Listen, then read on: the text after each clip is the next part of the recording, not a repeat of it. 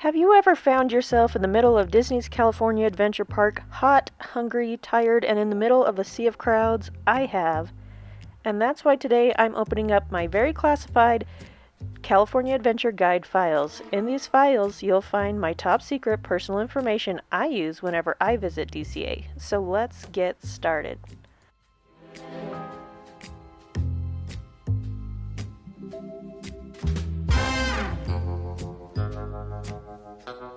Let's start off right away with the area that you're going to hit very first as you enter the park. That's Buena Vista Street.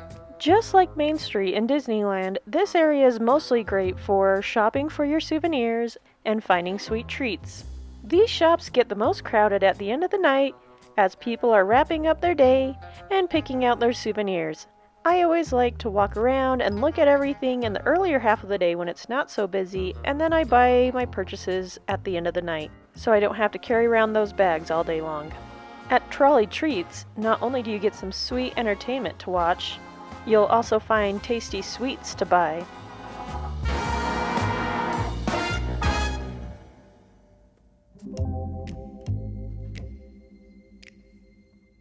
And at Clarabelle's, you'll find delicious ice cream sundaes and boozy floats. You'll also find my personal favorite, the customizable hand-dipped ice cream bars. Besides lots and lots of sweet treats, you'll also find a Starbucks coffee shop, which is actually a really great place to sit down and take a load off, the infamous and ever so popular popcorn, and one of the fanciest restaurants found in both parks, the Carthay Circle restaurant. A beautiful restaurant with a historic vibe. I've made an ultimate guide already to all of the food in Disney's California Adventure, so if you want to know more details about the food, check out this video you see right here on your screen. Of course, what would any Disney park be without Mickey, Minnie, and all of their friends? The fun thing about finding these fun characters on Buena Vista Street is their 1920s, 1930s clothes. These characters can be found on Buena Vista Street sporadically throughout the day, especially Minnie and Mickey, who will be out until the closing of the park. So if you happen to be by Buena Vista Street towards the closing of the park, don't forget to wave to them goodnight as they take the red trolley home. Now for Halloween and the holidays, Buena Vista Street gets completely decked out, offering plenty of picture opportunities and fun details to check out. Buena Vista Street will always have a hustle and bustle feel since it's the entrance point to the park, and you'll always have a constant stream of people coming in and out. But don't let that intimidate you. Next to Buena Vista Street, you have the Grizzly Peak area. This area only has 2 rides, but what it lacks in rides, it makes up for in nature and calm nooks and crannies to get away from it all when the crowds seem to be a bit too much. The first ride you'll come across is Soarin'. Sometimes it's Soarin' over California and sometimes it's Soarin' over the world, depending on what event is going on. The wait times for Soarin' are always going to be the shortest in the first 2 hours of the day, and unless it's a really busy day, the wait usually sits around about 30 to 40 minutes, so it's kind of a ride anytime during the day kind of a ride. This is a simulator ride, so those who can get nauseous that way, beware. But I would say overall this one's not quite as bad as others because you're kind of dangling with fresh air blowing on you. I personally get really motion sick on simulator rides, but I can usually handle like one round of Soarin'. Soarin' offers Lightning Lane for those with Genie Plus, single rider options, and rider swap for those days when the lines are really long. And as you make your way through what should feel like Northern California's redwood forests, you'll come across the Grizzly River Run, one of those water rides that's like either you get super duper wet on or barely a splash on you, but you never know which one it's gonna be. That's why some people choose to wear ponchos on this ride or not even go on it at all. For obvious reasons, it's very popular when it's really hot.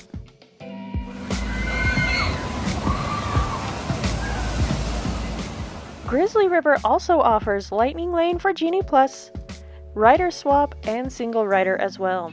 But one of the best things about this ride is the walking path around it. It's one of the best places to get away from the crowds, cool off, and listen to the rushing sound of the water.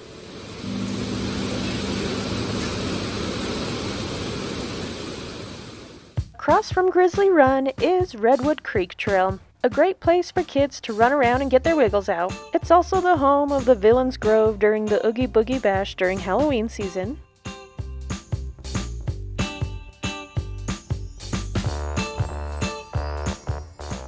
And the area where you can find and meet Santa during the holidays. One of my family's absolute favorite traditions during the holidays.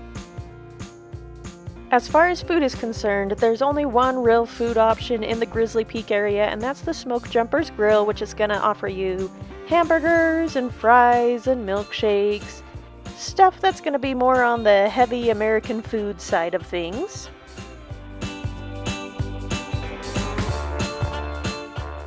As far as characters are concerned, Chip and Dale are going to be your main options in this area, but that's enough for me.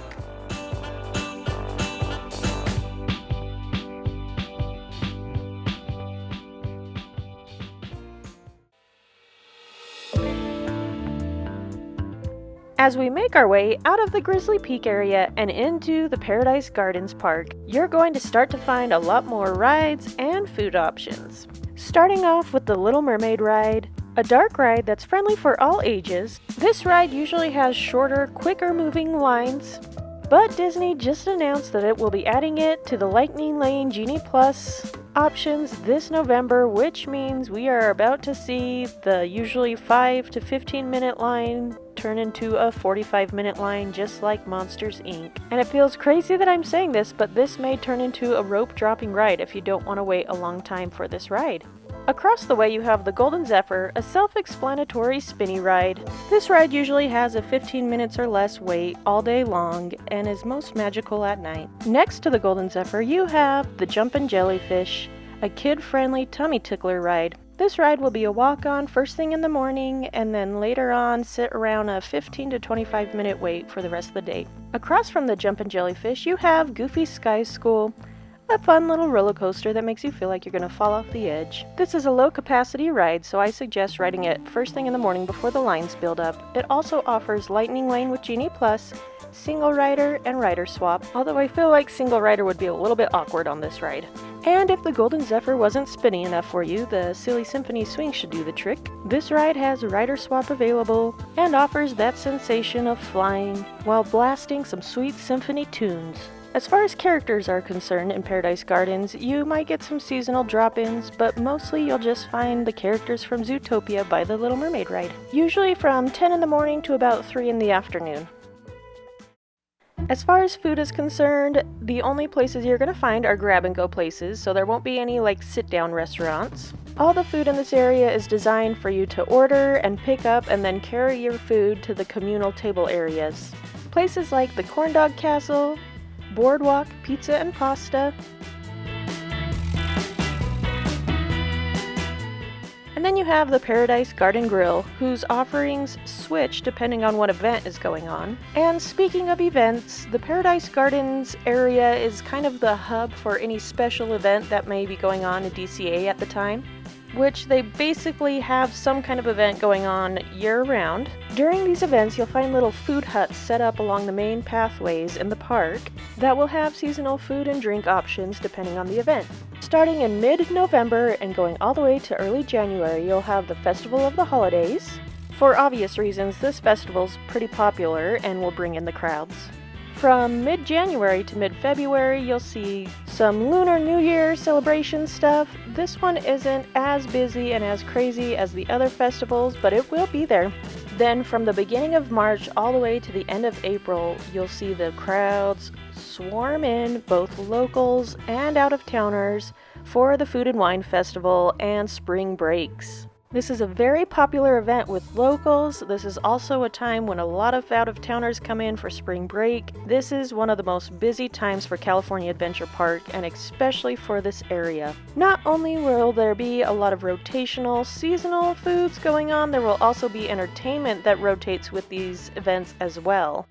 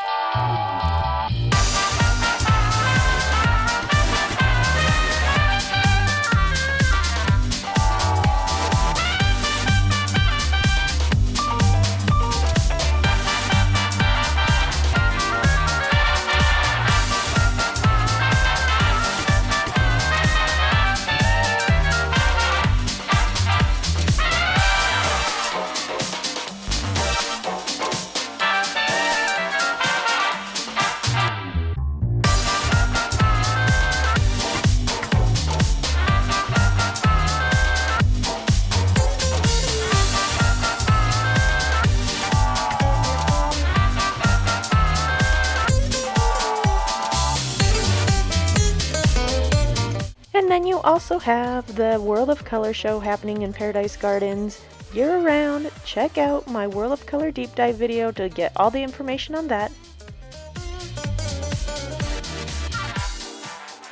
Moving on to Pixar Pier, which is kind of an extension of Paradise Gardens, really, to be completely honest. It's completely Pixar themed and has a total of 5 rides, one of them being the biggest roller coaster in both parks, and that's the Incredicoaster. It's one of the fastest rides. It takes you upside down and gives you a really fast tour of Pixar Pier. The Incredicoaster also has Lightning Lane with Genie Plus, single rider and rider swap. The wait times are usually 15 minutes or less first thing in the morning and get progressively longer as the day goes on. So I suggest riding it either early in the morning or doing single rider later on because the line wait is not super fun on this ride. It's also a ride that temporarily closes a lot, so if you see a short wait and you're around the area, just hop on that ride because you never know when it's going to close down. Another very popular ride in this area is Toy Story Midway Mania. This is a fun, interactive, gaming type ride that you can do with the entire family. Lightning Lane is offered with it with Genie Plus, so that means this line gets really long after the first hour of the morning. It's also just a very popular ride, so I actually rope drop this ride if I want to ride it that day. Next to Midway Mania, you have Jesse's Critter Carousel. It's your typical carousel ride with adorable cartoon animals. It usually always has a short wait, so it's a good ride to hop on when everything else is crazy.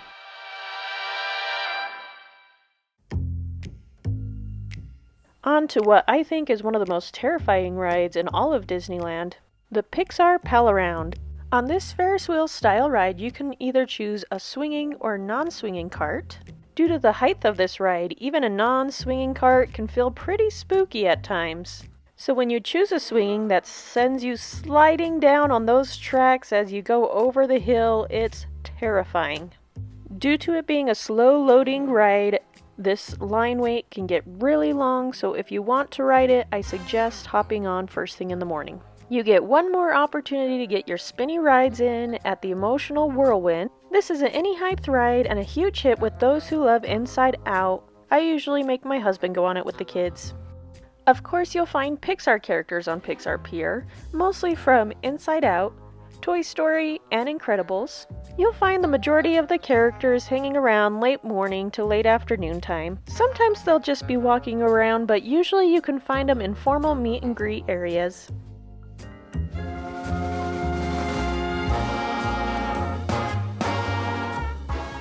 The Lamplight Lounge is going to be your only sit down and chill type of food option here. And boy, can you sit down and chill here. This is a really cool restaurant. You can join a walk-up list to eat at this place, but I highly suggest making dining reservations if you want to eat at the Lamplight Lounge, where you can enjoy cool drinks, awesome food, and amazing decor and ambiance. This place is one of my favorite places to eat. And with its stunning view of the Pixar Pier, I highly suggest dining here around sunset. It's completely magical. Besides the Lamplight Lounge, most of the food options are going to be snack carts, where you walk up and order and grab and go. Some of them will have mobile order though. And if you ask me, mealtime is not a time to visit Pixar Pier. Of course, Bing Bong's Sweet Shop is not only great for sweets, but it also has a lot of fun souvenirs in it as well. And if you need more options of Pixar souvenirs, you can also check out Knick Knacks across from the Lamplight Lounge.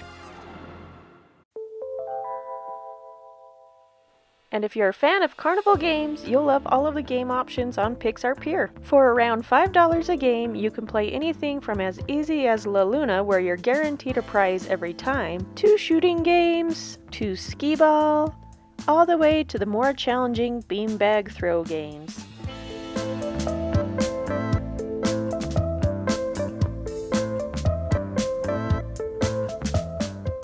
And in the afternoon time, you can catch Operation Playtime, where you will be entertained by the Green Army Men from Toy Story. After undergoing some changes, you now have San Fransokyo Square right next to Pixar Pier, which will immerse you into the city of San Fransokyo from Big Hero 6. This area doesn't have any rides, rather it's more of a food court type of place.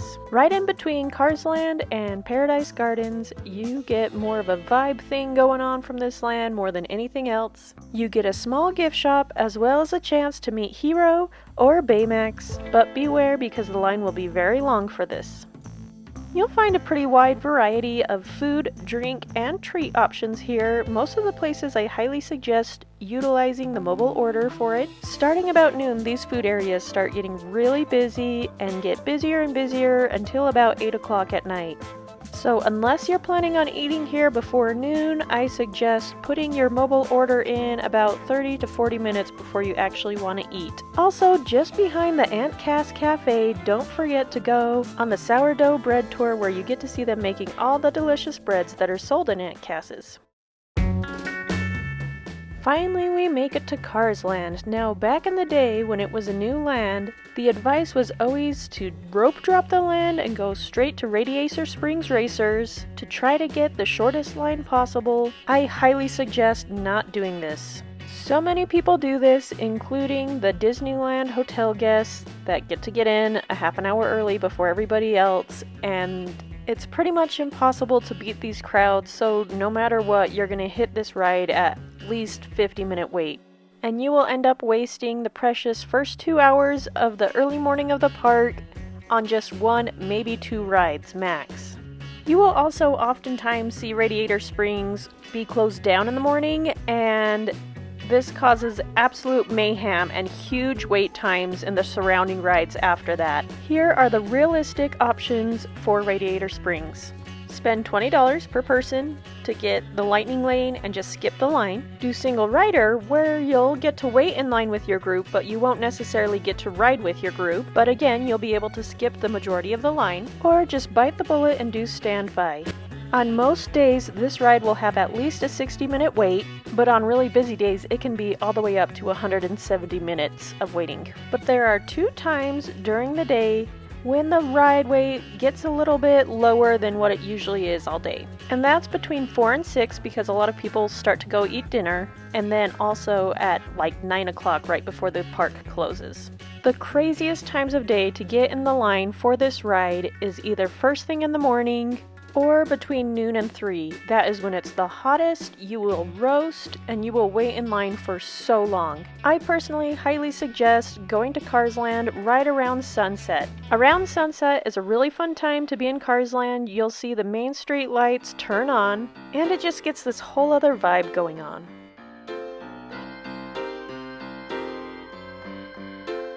There's 2 other rides you'll find in Carsland. There's Luigi's, which is a cute little dancing car ride that is fun for everybody. It changes its music and its theming throughout the year depending on the holiday that's going on.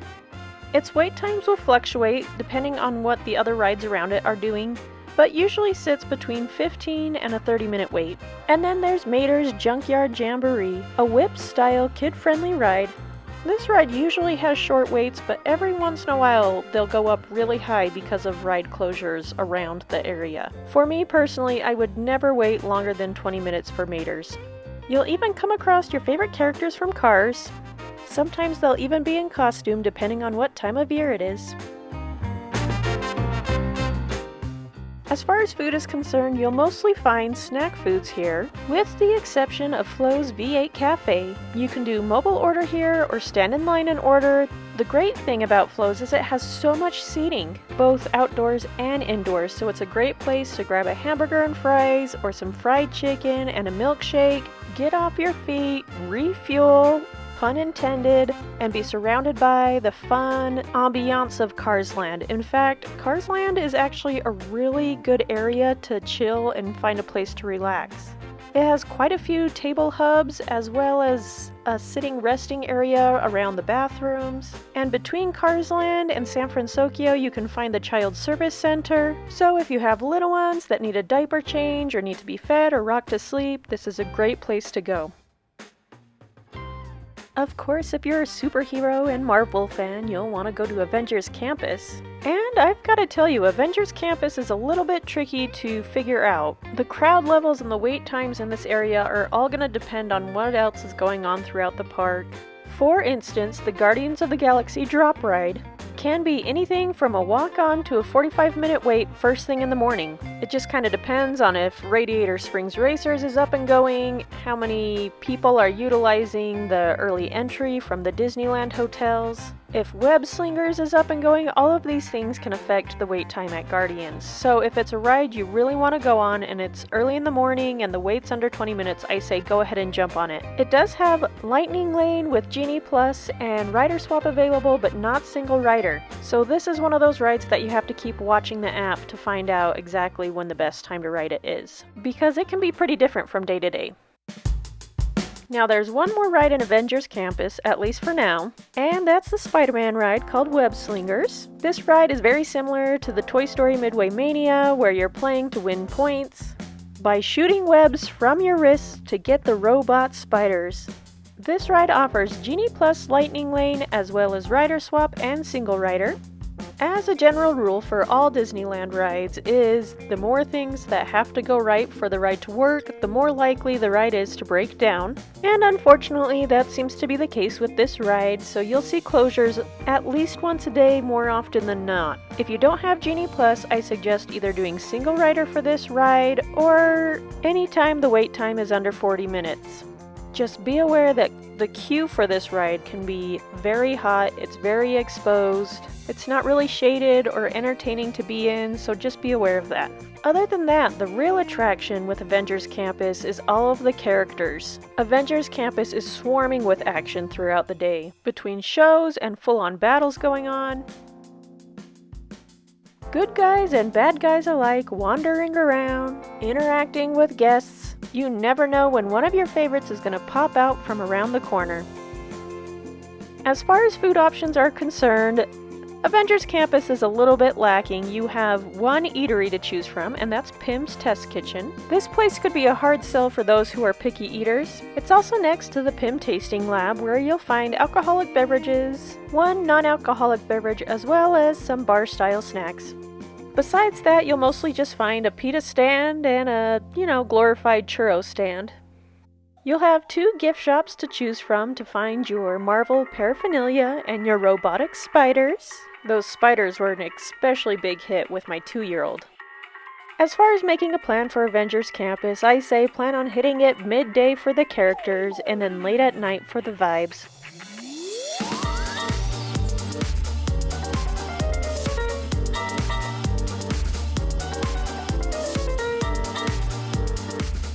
Lastly, there's Hollywoodland. Now stick with me because I have a couple of DCA quick tips for you guys as well. Now the Hollywood area is the place where I go to take a load off and take a break midday. You can browse around in the off-page store, looking at all the fun and different styles of Disney art, as well as maybe even having the option of watching an actual artist in action. If you have young kiddos with you, the Disney Junior Dance Party is a great place to take them to let them get their wiggles out and see their favorite characters. The Animation Academy will let you sit down and teach you how to draw some of your favorite Disney and Pixar characters. The Sorcerer's Workshop has a fun and interactive way of teaching kids about animation. And in the Beast Library, you can find out which Disney character you're most alike. Turtle Talk has a calm theater setting where you get to sit and chat and interact with Crush and all of his fun ocean friends. In the same building, you can even track down Elsa, Anna, or even Olaf sometimes. And outside of the Art of Animation building, you may even come across some of the newer characters to the Disney franchise.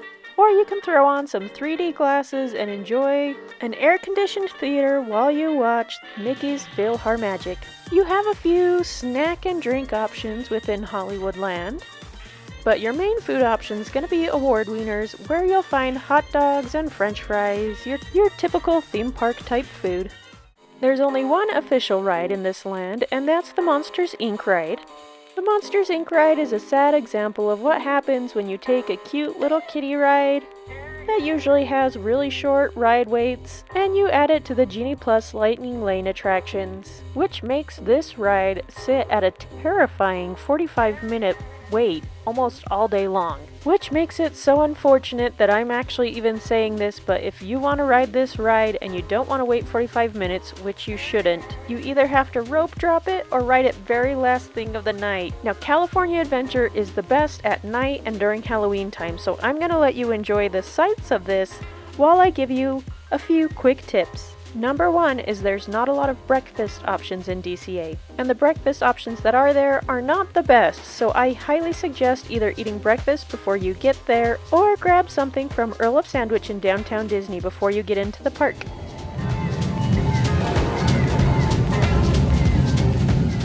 Number 2, the rides are far apart here. If you think you're going to easily jump from one popular ride to the next, think again. So be smart when you're planning out what ride you're going to ride next. Number 3, check the app before you move to another land or ride to double check and make sure it's the wait time you think it is. Wait times and crowd levels can change on a dime in this park. Number 4, no matter what, you're going to wait in a long line at some point, so make sure it's the right line at the right time. Don't get stuck cooking in the sun or starving in a line. And stick around for my next video because I'm going to share my rope drop plan I use for my family every time we visit DCA. So subscribe to my channel or consider joining my membership club for all kinds of added benefits and fun. Thanks for watching, I really do appreciate it, and take care for now.